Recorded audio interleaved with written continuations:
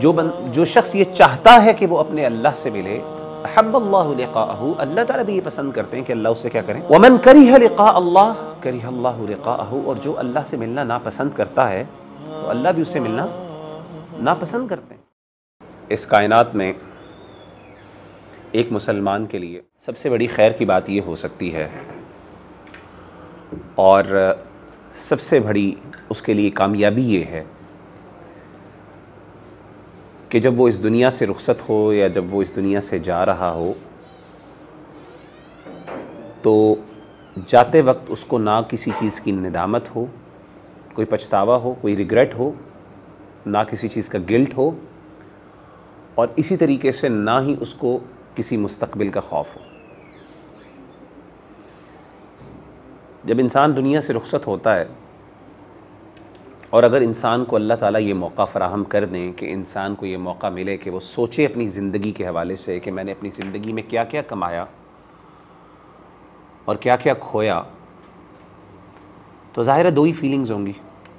ایک فیلنگ ہوگی اطمینان کی یا خوشی کی، اگر اس نے اپنی زندگی کو بھرپور استعمال کیا ہوگا، اس سے فائدہ اٹھایا ہوگا، اور دوسری فیلنگ کیا ہو سکتی ہے؟ ظاہر ہے ریگریٹ کی ہو سکتی ہے، پچھتاوے کی ہو سکتی ہے، ندامت کی ہو سکتی ہے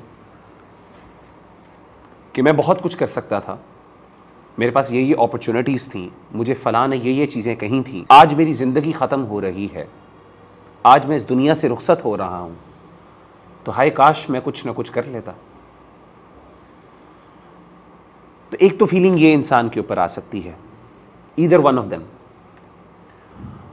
اور اسی کے اوپر پھر دوسری فیلنگ بھی ڈیپینڈنٹ ہے، اور وہ فیلنگ کون سی ہے کہ اگر میں نے برے اعمال کیے ہیں، اگر میں نے اپنی زندگی کو ضائع کیا ہے فار ایگزامپل، تو اب اس کا آگے جو ہے اس کے کانسیکوینسز، اس کے ریپرکشنز کیا ہوں گے، مستقبل میں اس کے حوالے سے اب میرے ساتھ کیا سلوک کیا جائے گا۔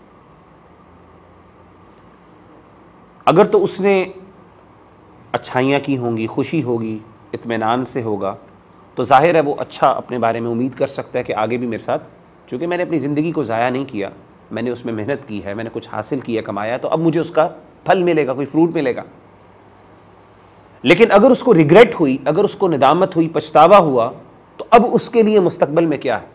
وہ خوف ہے۔ قرآن مجید میں اللہ تعالیٰ نے ایک مسلمان کے لیے انہی دو چیزوں کی بات کی ہے۔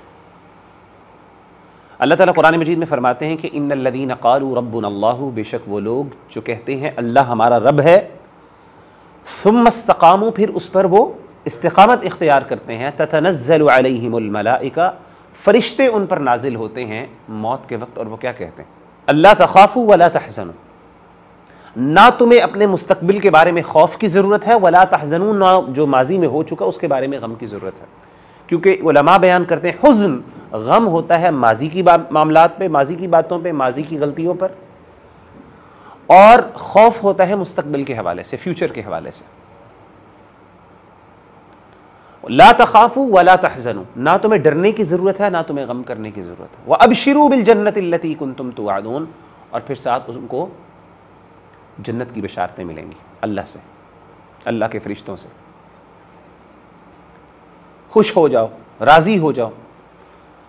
اور اب آپ دیکھیں جب انسان دنیا سے رخصت ہوتا ہے تو انسان بہت غم زدہ ہوتا ہے، کیونکہ دنیا کے اندر اس نے اپنا ایک ٹائم گزارا ہوتا ہے، اس کے ریلیشنز ہوتے ہیں، اس کے گھر والے ہوتے ہیں، اس کا ایک سسٹم آف لائف ہوتا ہے، اس کے اپنے بچے ہوتے ہیں، اس کا سوشل سرکل ہوتا ہے۔ اب سب کچھ اس نے چھوڑ کے جانا ہے تو انسان انتہائی غم میں ہوتا ہے۔ تو اس موقع پر اگر انسان کو فرشتے نظر آ جائیں جو اس کو خوشخبریاں دے رہے ہوں اور کہیں تمہیں پریشان ہونے کی ضرورت نہیں، اس کو دلاسے دے رہے ہوں، تو آپ خود سوچئے کہ اس کا غم کم ہو جائے گا کہ نہیں ہو جائے گا؟ نیچرلی غم کم ہو جائے گا اس کا۔ اس کے لیے دنیا سے رخصت ہونا، یہ ٹرانزیشن کا جو فیز ہے وہ آسان ہو جائے گا۔ جو فائنل اس کا ابورڈ ہے، ہمیشہ ہمیشہ کا جو رہائش کا جو اس کا گھر ہے، وہاں پہ جانا اس کے لیے آسان ہو جائے گا۔ وہ سمجھے گا یہ ٹرانزیشن فیز ہے، فرشتے کہیں گے پریشان ہونے کی ضرورت نہیں ہے، تم نے اپنی زندگی اچھی گزاری ہے، ہم تمہارے ساتھ ہیں اللہ کے حکم سے۔ اور سب سے بڑی بات یہ ہے کہ اللہ تعالیٰ اس سے ملاقات کو پسند کریں گے، جیسا کہ حدیث میں آتا ہے، اللہ کے رسول صلی اللہ علیہ وآلہ وسلم نے فرمایا، صحیح بخاری کی حدیث ہے، آپ نے فرمایا کہ من احب لقاء اللہ احب اللہ لقاء، جو شخص یہ پسند کرتا ہے، سیدہ عائشہ رضی اللہ تعالی عنہا ام المؤمنین جو ہماری والدہ ہیں، انہوں نے اللہ کے رسول صلی اللہ علیہ وسلم سے سوال پوچھا کہ اے اللہ کے رسول، اللہ سے ملاقات کا مطلب تو کیا ہے؟ موت۔ اللہ سے ملاقات کا مطلب کیا ہے؟ موت۔ ہم میں سے کون ایسا شخص ہے جو موت کو پسند کرتا ہے؟ تو کیا اس کا مطلب یہ ہوا کہ اللہ تعالیٰ اللہ تعالیٰ بھی چونکہ ہم سارے موت کو ناپسند کرتے ہیں تو اللہ تعالیٰ بھی ہم سے ملنا ناپسند کرتے ہیں؟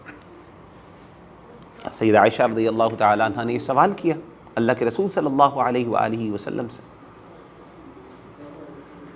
تو جب انہوں نے یہ سوال کیا تو اللہ کے رسول صلی اللہ علیہ وسلم نے ان کو جواب کیا دیا۔ آپ نے فرمایا کہ عائشہ ایسی بات نہیں، جب انسان اس دنیا سے رخصت ہو رہا ہوتا ہے تو اس وقت فرشتے اس کے پاس آتے ہیں اور وہ فرشتے آ کے کیا کہتے ہیں کہ تمہیں پریشان ہونے کی ضرورت نہیں ہے، اگر تو وہ اچھے فرشتے ہیں، کیونکہ دیکھیں یہ بھی انسان کے اعمال پہ ڈیپینڈ کرتا ہے۔ ہم میں سے ہر بندہ جب اس دنیا سے رخصت ہوگا اس سے پہلے اس کو اس کا انجام پتہ چل جاتا ہے، ہم میں سے ہر بندے کو پتہ چل جائے گا۔ یہ نہیں اس کے لیے ہمیں قیامت کا انتظار کی ضرورت نہیں ہے، اس کے لیے ہمیں کئی ہزار سال 50,000 سال کے دن تک جانے کی ضرورت نہیں ہے، قبر میں جانے کی بھی ضرورت نہیں ہے، قبر سے بھی پہلے انسان کو اس بات کا پتہ چل جائے گا میرے ساتھ کیا ہونے والا ہے۔ ہم مسلمانوں کا بیلیف ہے نا کہ فرشتے کون سے ہوں گے، یا تو جنت کے فرشتے آئیں گے یا جہنم کے فرشتے آئیں گے۔ اگر جنت کے فرشتے آ گئے تو پھر انسان کے لیے خوشخبری ہے، انسان کے لیے خیر ہی خیر ہے، بھلائی بھلائی ہے۔ لیکن اگر جہنم کے فرشتے آ گئے العیاذ باللہ، اور جہنم کے فرشتے پھر جس طریقے سے انسان کو ٹریٹ کریں گے، قرآن مجید میں اللہ تعالیٰ فرماتے ہیں وَلَوْ تَرَىٰ إِذِ الظَّالِمُونَ فِي غَمَرَاتِ الْمَوْتِ، یہاں پہ اللہ تعالیٰ نے بیان کیا نا کہ فرشتے کیا ہوں گے، موت کے وقت آئیں گے اور آگے کہیں گے کہ تمہیں نہ خوف کی ضرورت ہے نہ تمہیں غم کرنے کی ضرورت ہے۔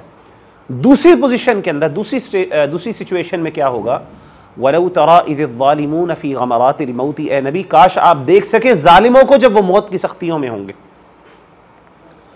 وَالْمَلَائِكَةُ بَاسِطُو أَيْدِيهِمْ، فرشتوں نے اپنے ہاتھوں کو کھولا ہوگا، کہیں گے اخرجوا انفسکم، اپنی جانوں کو نکالو آج، اليوم تجزون عذاب الہون، آج کے دن تمہیں بہت ہی رسوا کن عذاب سے دوچار ہونا پڑے گا، اس کی تمہیں جزا دی جائے گی، اس کی سزا دی جائے گی۔ بما کنتم تقولون علی اللہ غیر الحق، کس وجہ سے؟ کیونکہ تم اللہ پر ناحق بات کیا کرتے تھے۔ وکنتم عن آیاتہ تستکبرون، اور جب اللہ کی آیات تمہارے سامنے پڑھی جاتی تھی تم تکبر کرتے تھے۔ اور میرے بھائیو، تکبر کا مطلب صرف یہ نہیں کہ انسان اپنے آپ کو بہت بڑا سمجھے۔